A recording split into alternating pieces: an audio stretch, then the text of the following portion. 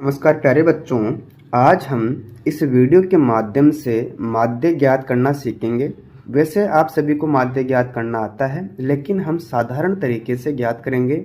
आप सभी जानते हो कि माध्य ज्ञात करने की 3 विधियाँ होती है। इसकी पहली विधि का नाम है प्रत्यक्ष विधि, उसी का दूसरा नाम है साधारण विधि। ठीक है। अब इसकी दूसरी टाइप की जो विधि है वह है कल्पित माध्य विधि। कौन सी विधि से बच्चों? कल्पित माध्य विधि से भी माध्य ज्ञात किया जाता है। और तीसरी विधि है पद विचलन विधि। तो हमारे सिलेबस के अंदर एक तो प्रत्यक्ष विधि है यानी साधारण विधि, दूसरी विधि है कल्पित विधि। तो प्यारे बच्चों, हम इस वीडियो के अंदर माध्य ज्ञात करेंगे, वो भी प्रत्यक्ष विधि से। ठीक है।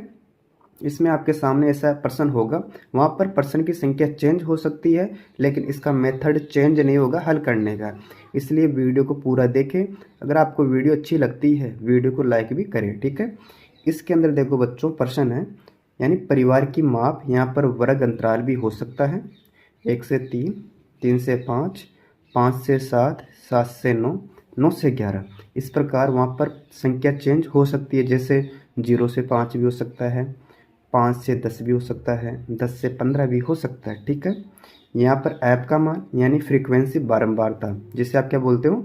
बारंबारता कहते हो। इसमें है परिवारों की संख्या। ये किसका मान है बच्चों? मैं यहाँ पर लिख देता हूँ, ऐप का मान है। ठीक है। किसका मान है? ऐप का मान है। इसमें है 7, 8, 2, 2, 1। इस प्रश्न का हमें माध्य ज्ञात करना है। ठीक है। अब इस प्रश्न को हल करते हैं। आपको इस प्रश्न में माध्य ज्ञात करना है। आपको जब भी माध्य ज्ञात करना है, आपको 4 खंड बनाना है। 1, 2, 3 और 4 खंड। एक खंड के अंदर जो परिवार की माप दे रखी थी प्रश्न में, 1 से 3, 3 से 5, 5 से 7, 7 से 9, 9 से 11, इसको नोट डाउन करना है।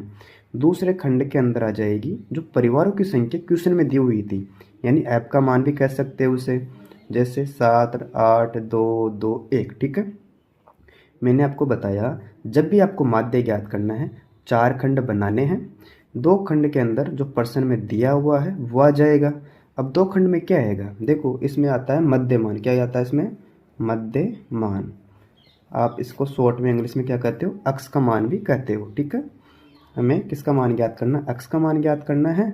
इसके बाद में इन दोनों को गुणा करा देंगे तो हमें प्राप्त हो जाएगा एफ अक्ष। ओके। इसको आगे हल करते हैं। हमें यहाँ पर लिखना है योग। हमें क्या लिखना है बच्चों? यहाँ पर योग यानी जोड़। आप सभी जानते हो योग का साइन है सिग्मा। क्या होता है? सिग्मा।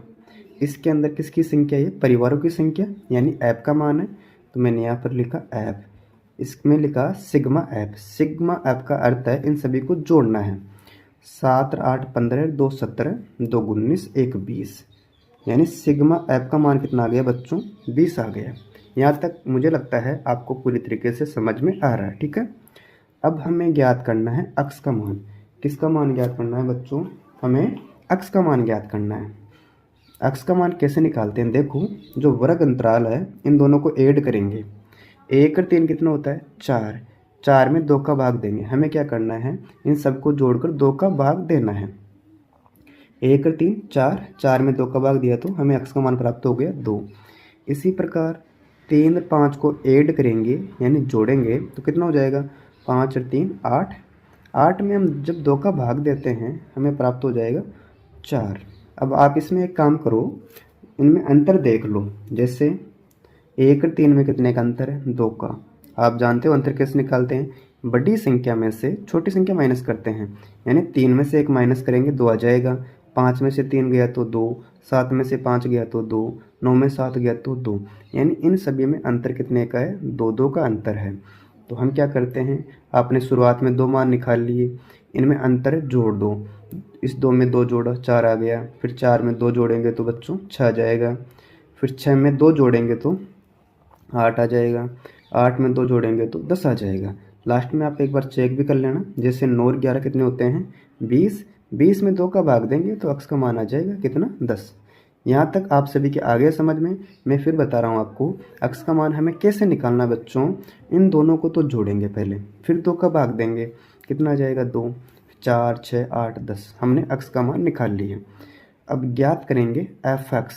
ऐप गुणा अक्ष कराएंगे, यानी जो ऐप का मान है और अक्ष का मान है उनको आपस में मल्टीप्लाई करेंगे। 7 को 2 से मल्टीप्लाई करते हैं, हमें प्राप्त हो जाएगा 14, ठीक है। फिर 8 को 4 से मल्टीप्लाई करो, 8 चौके 32, ओके। 2 इंटू 6 करेंगे तो बच्चों हमें प्राप्त हो जाएंगे 12। 8 को 2 से मल्टीप्लाई किया तो हमें प्राप्त हो जाएगा 16। फिर 1 को 10 से मल्टीप्लाई करो तो हमें प्राप्त हो जाएगा 10। इस प्रकार हमने एफ एक्स का मान भी ज्ञात कर लिया। अब क्या करना है आगे, हम यहाँ पर लगाएंगे सिग्मा। सिग्मा का अर्थ जोड़ से है, इसको तार देंगे एफ एक्स, ठीक है। अब क्या करना है बच्चों, इन सभी को जोड़ना है।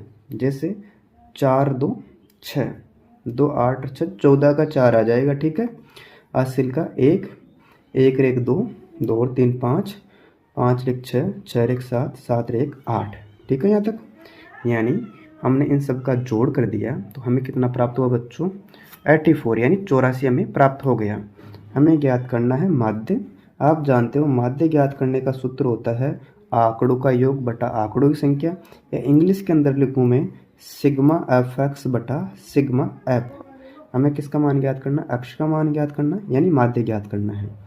अब देखो ऊपर आएगा पहले सिग्मा एफ एक्स, जो सिग्मा एफ एक्स का मान है उसको यहाँ पर उतारेंगे तो हमने देखा सिग्मा एफ एक्स का मान है 84। कितना है बच्चों, उतार दिया 84। अब इसके बट्टे में आएगा सिग्मा एफ का मान। देखो सिग्मा एफ का मान कितना है यहाँ पर 20 है, ठीक है। यानी 20 का भाग हमें किस में देना है, 84 में देना है। 20 का भाग देंगे 84 में, कितना आ गया 20 चौके 80, सही है। कितना बचेगा बच्चों 4, 20 का भाग 4 में नहीं जाता, उतारेंगे 0, यहाँ पर पॉइंट आ गया, 20 दूना 40। तो कितना आएगा इसका आंसर 4.2। इस प्रकार हमने इस प्रश्न का माध्य ज्ञात किया, इसका आंसर आया था 4.2। अतः आप सभी को वीडियो अच्छी लगी, वीडियो को लाइक करें, मित्रों के साथ शेयर करें, और चैनल पर पहली बार आए हो तो चैनल को सब्सक्राइब अवश्य करें।